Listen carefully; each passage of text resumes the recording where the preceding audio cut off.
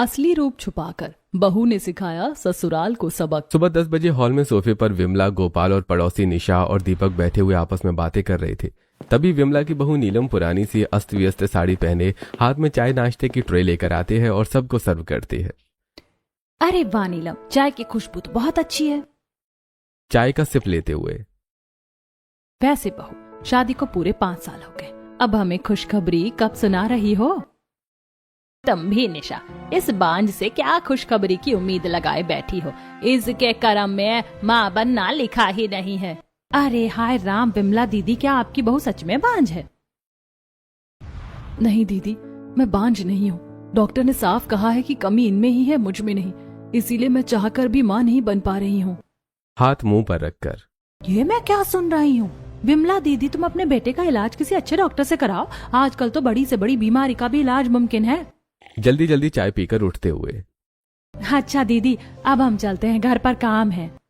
निशा और दीपक नाश्ता करके तुरंत चले जाते हैं। उनके जाते ही गोपाल सोफे से गुस्से में खड़ा हो जाता है। तुम्हारी इतनी हिम्मत? बहू बच्चे पैदा करना औरतों का काम है, बहू मर्दों का नहीं। तो कमी मेरे बेटे में ही हो ही नहीं सकती। पापा जी, डॉक्टर ने हम दोनों के टेस्ट करने के बाद ये साफ साफ कहा है कि कमी मुझ में नहीं इनमें है। आप माँ ना बनने का झूठा दोष मुझ पर मत मढ़िए। तेरी इतनी हिम्मत बहू, तू मुझसे जुबान लड़ाएगी और पड़ोसियों के सामने हमारे खानदान की बेइज्जती करेगी। रुक, अभी तुझे सबक सिखाती हूँ। आज दोपहर का खाना तू अंदर किचन में नहीं बल्कि बाहर आंगन में बनाएगी, वो भी इस कड़कड़ाती धूप में। लेकिन माँ जी, इतनी तेज धूप में बाहर चूल्हे पर?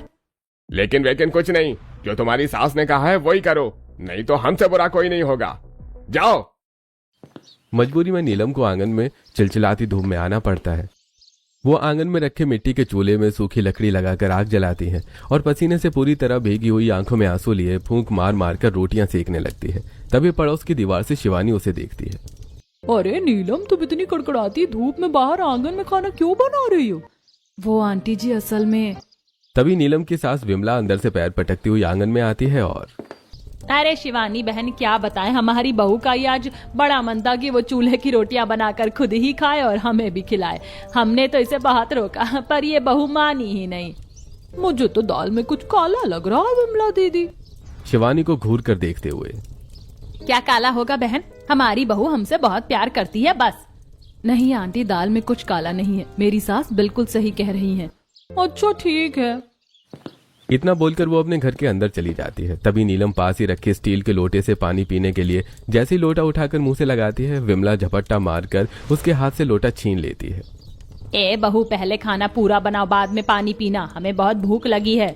मम्मी जी, इस कड़कड़ाती धूप में बहुत पसीना आ रहा है, मुझे प्यास लग रही है, तो थोड़ा पानी पी लेती हूँ, नहीं तो चक्कर आ जाएंगे। बहाने मत बनाओ, बहुत जल्दी जल्दी हाथ चलाओ।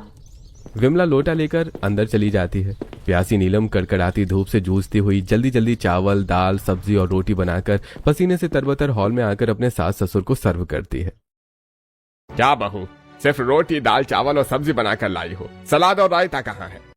पापा जी, इतनी कड़क धूप मुझसे सही नहीं जा रही थी, इसीलिए जल्दी जल्दी में मुझसे जो बना वो मैंने बना दिया। नखरे तो देखो महारानी के, ऐसे बात कर रही हैं जैसे कहीं की महारानी हो।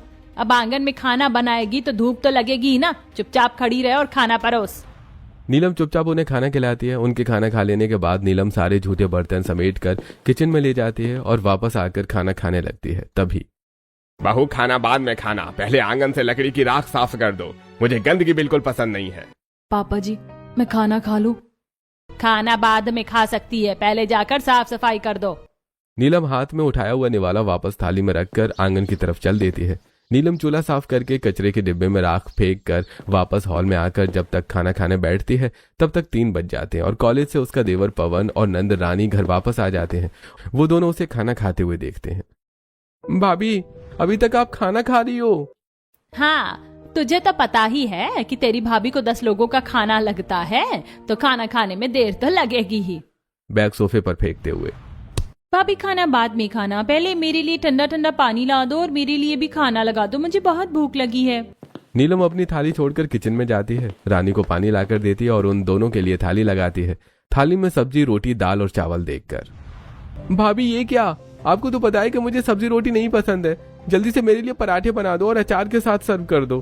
क्या जिंदगी है, और पूरा घर मेरे साथ गुलामों जैसा व्यवहार करता है। चैन से खाना भी नहीं खाने देते।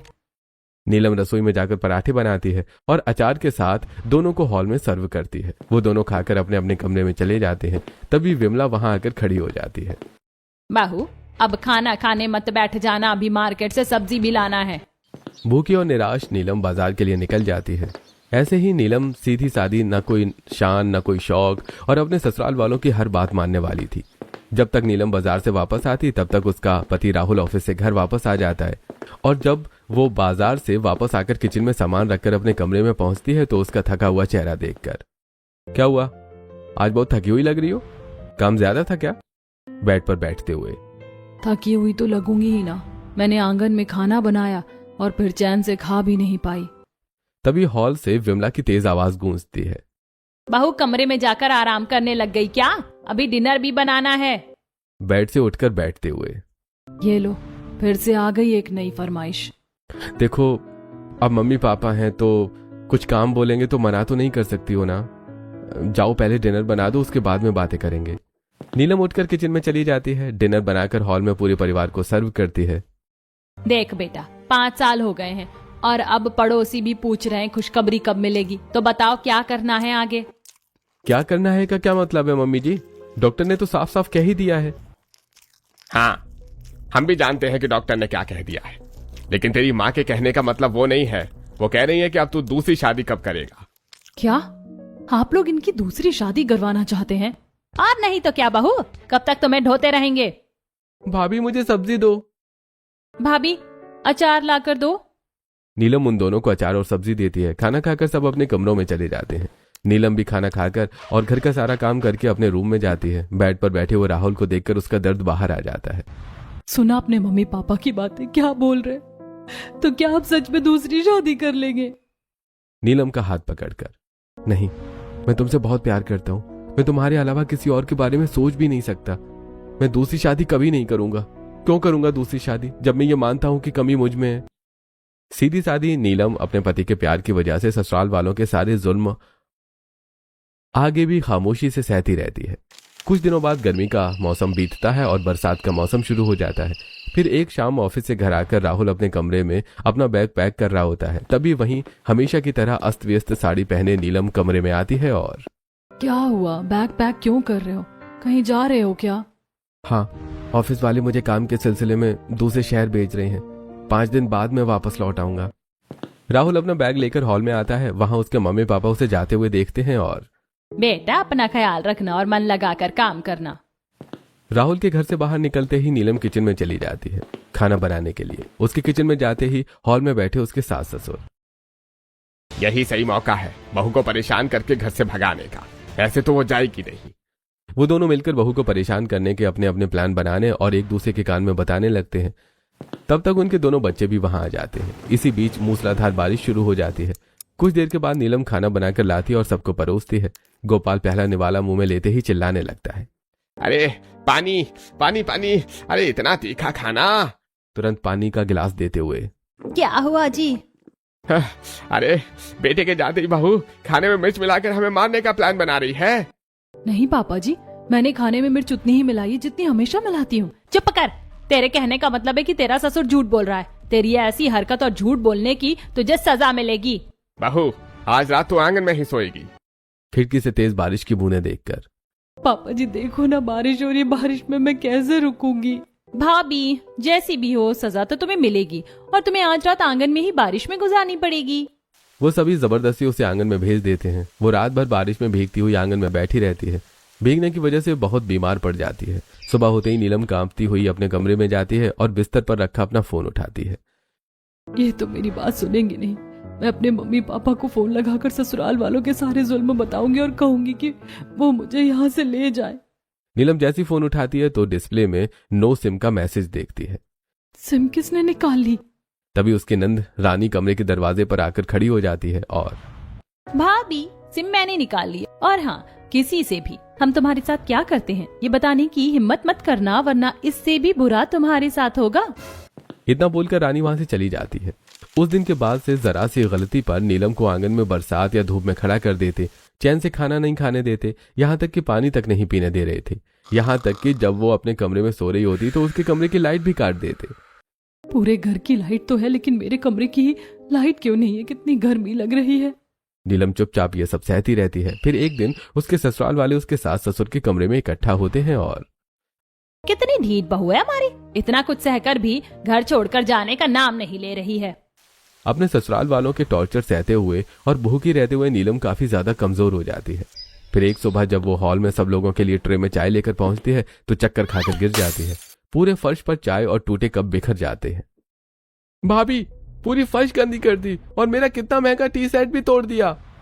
जमीन पर पड़ी करहा रही नीलम। देवर जी, मुझे बुखार बुखार सा लग रहा है, काफी कमजोरी भी है। आप लोग डॉक्टर को बुलाइए, मुझे इलाज करवाना है। बहाने मत बना बहू, ये कोई तू बीमार नहीं है। मुझे पता है तू डॉक्टर के आने के बाद हमारी उनसे चुगली करेगी। अगर तुझे कमजोरी लग रही है, बुखार लग रहा है तो कमरे में जाकर पानी की पट्टी रख ले, बुखार उतर जाएगा। नीलम जैसे तैसे हिम्मत जुटाकर उठती है और अपने कमरे में चली जाती है। ऐसे कई दिन और बीत जाते हैं। इस दौरान नीलम की तबीयत और ज्यादा खराब हो जाती है। फिर एक दिन सुबह उसके सास ससुर के कमरे में उसके सास ससुर और नंद और देवर। देखो भाई, हम हर तरीके से हार गए हैं। अब कुछ ऐसा करना होगा कि सांप भी मर जाए और लाठी भी न टूटे। वो एक दूसरे के कान में कानाफूसी करते हैं और फिर नीलम के कमरे में जाते हैं और बिस्तर पर सिर में गीली पट्टी रखे लेटी हुई नीलम से, बहू मुझे लग रहा है तुम सच में बीमार हो, चलो तुम्हारा इलाज करवा लाती हूँ। वो चारों उसे कार में बिठाकर डॉक्टर की क्लिनिक में ले जाते हैं और क्लिनिक में बैठे डॉक्टर से, डॉक्टर साहब, मेरी बहू काफी बीमार रहती है, प्लीज उसको ऐसी दवाई दे दो कि जल्द से जल्द ठीक हो जाए। डॉक्टर नीलम का इलाज करके उसे दवाइयां देता है। इलाज करवा के जब वो सभी क्लिनिक से बाहर आते हैं तो भाभी, आप ठीक तो हो ना? पहली बार इतने दिनों बाद मैंने आप लोगों का प्यार महसूस किया है। ये प्यार महसूस करके ही मेरी आधी बीमारी दूर हो गई है। हाँ भाभी, हम आपसे प्यार करते थे, बस थोड़ी नाराजगी थी जो अब दूर हो गई है। तभी वो सभी आसमान में छाए बादल देखते हैं। चलो बहू, इसी बहाने हम कहीं घूम कर आते हैं, मौसम भी सुहाना है। ठीक है पापा जी, चलते हैं। वो सभी कार में बैठते हैं। गोपाल कार ड्राइव करते हुए शहर से लगभग 300 किलोमीटर दूर कार ले जाता है। तब तक अंधेरा भी हो जाता है। नीलम सुनसान पहाड़ी रास्ता देखती है और मम्मी जी, हम लोग कहाँ जा रहे हैं? अरे बस बहू, हम पहुंच ही गए। कुछ देर और चलने के बाद जब सामने सुनसान लंबा रास्ता और दोनों तरफ पहाड़ी और जंगल दिखता है तब पापा, पापा प्लीज गाड़ी रोको, गाड़ी रोको, मुझे उल्टी आ रही है। गोपाल तुरंत गाड़ी रोकता है और रानी कार से बाहर उतरती है। बहू देखो तो, अपनी नंद को पानी देकर आओ। नीलम जैसे ही पानी देने कार से बाहर उतरती है, रानी चुपचाप गाड़ी के अंदर आकर बैठ जाती है और गोपाल गाड़ी स्टार्ट करके यू टर्न लेता है और नीलम को वहीं छोड़कर गाड़ी की स्पीड बढ़ा देता है। नीलम गाड़ी के पीछे भागने लगती है। गाड़ी रोको, गाड़ी रोको, मुझे छोड़कर कहाँ जा रहे हो? इस सुनसान जंगल में गाड़ी रोको। लेकिन गाड़ी नहीं रुकती। भागते हुए नीलम का पैर फिसलता है और वो गिर जाती है और रोने लगती है। नीलम को सुनसान सड़क पर छोड़कर उसके ससुराल वाले घर पहुंच जाते हैं। इस घटना के 6 महीने बीत जाने के बाद गोपाल और विमला के घर पर राहुल को देखने रमेश अपनी पत्नी और बेटी के साथ आए हुए होते हैं। विमला राहुल और अपने पूरे परिवार के साथ उनके साथ हॉल में बैठी हुई होती है। भाई साहब, हमें तो आपकी लड़की बहुत अच्छी लगी। अब बताइए कि हमारा बेटा आपकी लड़की को पसंद है या नहीं? हमें भी आपका लड़का पसंद है और हमारी लड़की को भी, लेकिन आप अपने लड़के से पूछिए उसे हमारी लड़की पसंद आई या नहीं। आखिर साथ साथ उन्हें ही रहना है। अरे बता बेटा, तुझे लड़की पसंद आई है या नहीं? तभी स्टाइलिश ड्रेस पहने, गॉगल्स लगाए, बेहद स्टाइलिश और मॉडर्न लुक में अपना असली रूप छुपाकर नीलम अपनी एक फ्रेंड रोशनी के साथ वहां पहुंचती है। अरे राहुल, मैं सालों से वहाँ तुम्हारा इंतजार कर रही हूँ और तुम यहाँ अपने लिए लड़की देख रहे हो। उनमें से कोई भी नीलम को पहचान नहीं पाता। हे लड़की, तुम कौन हो और ये कैसी बातें कर रही हो? मैं अंजलि, आपके बेटे से बहुत बहुत प्यार करती हूँ और उससे शादी करना चाहती हूँ। हैं? ये कब हुआ? कैसी कैसी बातें कर रही हो और मेरे बेटे को कैसे जानती है तुम? मैं आपके बेटे को बचपन से जानती हूँ। आपका बेटा शायद मुझे भूल चुका होगा, लेकिन हम दोनों साथ में स्कूल में पढ़ते थे। फिर मुझे मेरे मॉम डैड विदेश ले गए, लेकिन मैं वहाँ भी नहीं इन्हें भूली। मैं काफी अमीर हूँ। ये क्या बकवास लगा रखी है? जब आपके बेटे को पसंद करने वाली कोई लड़की थी तो फिर भी आपने हमें रिश्ते के लिए बुलाया। अरे हम जा रहे हैं, ये घटिया मजाक किसी के साथ और मत करिएगा आप, समझे? रमेश अपनी पत्नी और बेटी के साथ उठकर वहां से चले जाते हैं। उनके जाने के बाद वो सभी उठकर नीलम के पास आते हैं और मैं तो तुम्हें जानता भी नहीं और मेरे स्कूल में कोई ऐसी अमीर लड़की नहीं थी। आप पढ़ाकू थे ना, तो आपको स्कूल में क्या हो रहा है क्या नहीं पता नहीं था, लेकिन मुझे आपके बारे में पता था। नीलम बाहर की तरफ मुड़ती और पीछे मुड़कर, ठीक है, मैं 2 दिन का समय देती हूँ। 2 दिन तक आप मेरे बारे में याद कर लीजिए। मैं 2 दिन बाद आऊंगी और फिर आप मुझे अपना फैसला सुनाना। बोलकर नीलम रोशनी को साथ लेकर चली जाती है। भैया, आप तो बड़े सुपरस्टार निकले। अमीर लड़की को स्कूल में आप पर क्रश था। ऐसा कुछ नहीं है, मैं उसे नहीं जानता। नीलम की बातों से वो सभी सन्न रह जाते हैं। विमला और गोपाल कुछ देर सोचते हैं और देख बेटा, तू भले उसे ना जानता हो, लेकिन वो हमें जानती है। देख, तेरे लिए वो विदेश से वापस आई है और हम यही चाहते हैं कि तेरा घर बस जाए। मेरी शादी हो चुकी है, मैं दोबारा शादी नहीं करूंगा। बेटा देख, कब तक उसके लिए तू रोता रहेगा? वो तो तुझे छोड़कर जा चुकी है। तभी रानी अपने कमरे में जाती है और टाइप किया हुआ एक लेटर लेकर टेबल पर रखती है। हाँ भैया, ये देखो, भाभी ने जाते हुए लेटर भी छोड़ा है और इसमें साफ साफ लिखा है कि वो अपने बॉयफ्रेंड के साथ घर छोड़कर जा रही है। मुझे ढूंढने की कोशिश मत करना, वरना मैं आप लोगों को दहेज प्रताड़ना के केस में जेल भिजवा दूंगी। आप ही बताइए, आप ऐसी लड़की के बारे में कब तक सोचते रहेंगे? राहुल उस लेटर की तरफ देखता ही नहीं। हाँ बेटा, वो लड़की तो हमें छोड़कर जा चुकी है, तो अब उसको याद करके परेशान मत हो। घर वालों के जोर देने पर राहुल शादी के लिए मान जाता है और 2 दिन बाद जब नीलम अपना असली रूप छुपाकर स्टाइलिश रूप में रोशनी के साथ वापस आती है तो हॉल में बैठे हुए वो सभी, बेटी, मेरा बेटा तुमसे शादी करने के लिए तैयार हो गया है। ठीक है, लेकिन मुझे थोड़ा डाउट हो रहा है। उस दिन आए थे तो आपके बेटे ने अंजलि को पहचानने से इनकार कर दिया था और आप लोगों का व्यवहार भी थोड़ा स्ट्रेंज था। मुझे लगता है कि आपका बेटा मेरी मैम की दौलत के लिए शादी के लिए रेडी हुआ है। नहीं नहीं बेटी, तुम्हें गलतफहमी हो रही है। हमें अंजलि बेटी की दौलत से कोई मतलब नहीं है, अंजलि से मतलब है। वो हमारे बेटे से प्यार करती है ना, हमारा बेटा भी उससे प्यार करता है। कैसे मान लूं कि आप सब मुझसे प्यार करते हैं, मेरी दौलत से नहीं? बेटी तुम ही बताओ, कैसे हम तुम्हें इस बात का यकीन दिलाएं?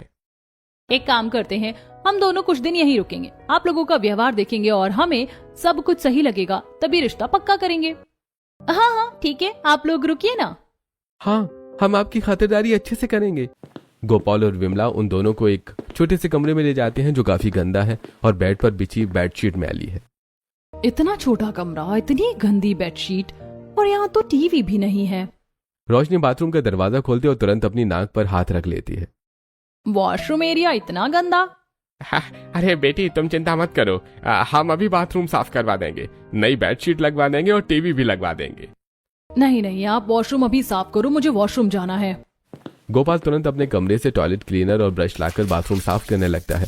उसे बाथरूम साफ करता देखकर नीलम, जैसे आप लोगों ने मुझसे अपने वॉशरूम साफ करवाए हैं, अब मैं अपना रूप बदलकर आपके हर जुल्म का बदला लूंगी।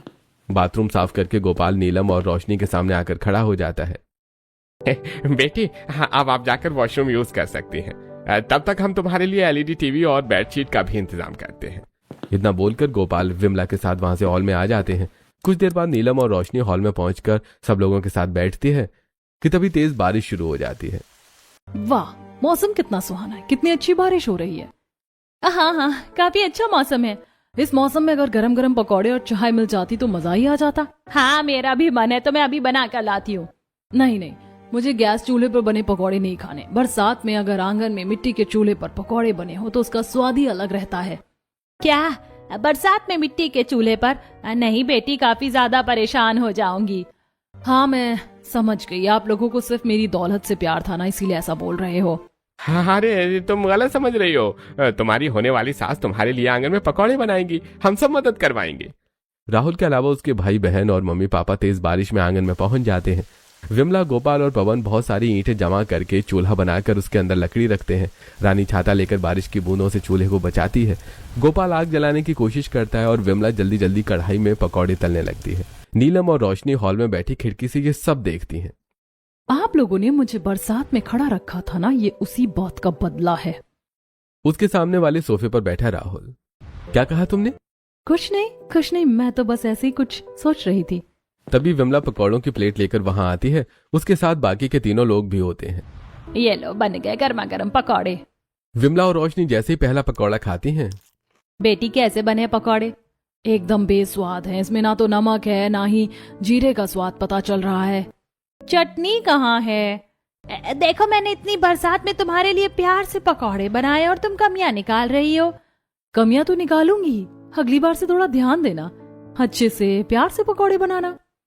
तुम्हारी हाँ ठीक है, पहली बार से ना मैं खुद तुम्हारे लिए प्यार से पकौड़े बनाऊंगा।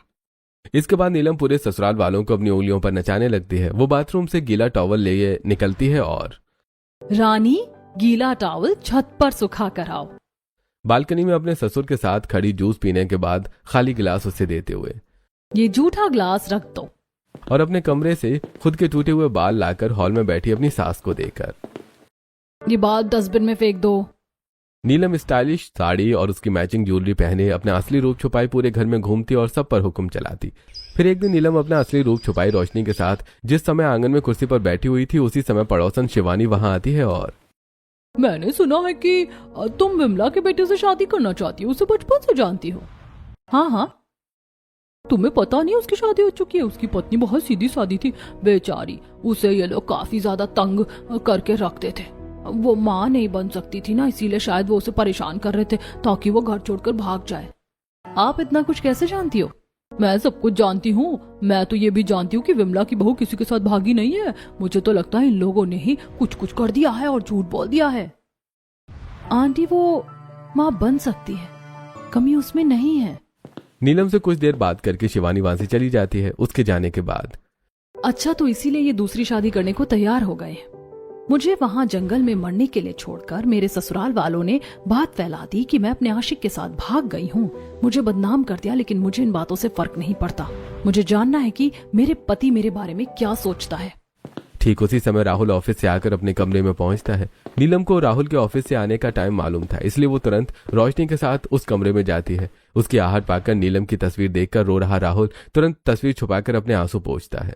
मैंने सुना है कि आपकी पत्नी अपने आशिक के साथ भाग गई है। और एक बार बोला तो जुबान खींच लूंगा। ऐसा दोबारा बोलने की हिम्मत मत करना। मेरी पत्नी ऐसी नहीं है, वो किसी के साथ भाग नहीं सकती। उसके साथ कोई हादसा हुआ है।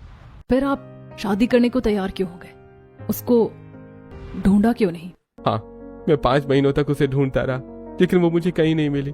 तब घर वालों की बातों की वजह से मैं दूसरी शादी करने को तैयार हो गया। अच्छा, ये बात है। चलो हम बाद में आते हैं। रोशनी के साथ नीलम वहां से अपने कमरे में पहुंचती है और खुशी से रोशनी को कस के गले लगाकर मेरा पति मुझसे बहुत प्यार करता है। मेरे ससुराल वालों ने मेरे साथ बहुत गलत किया, मुझे बदनाम कर दिया। अब मैं इन्हें वो सबक सिखाऊंगी कि जिंदगी भर याद रखेंगे। अगले दिन सुबह अपने वही नए चिरपरिचित रूप में नीलम रोशनी के साथ हॉल में पहुंचती है।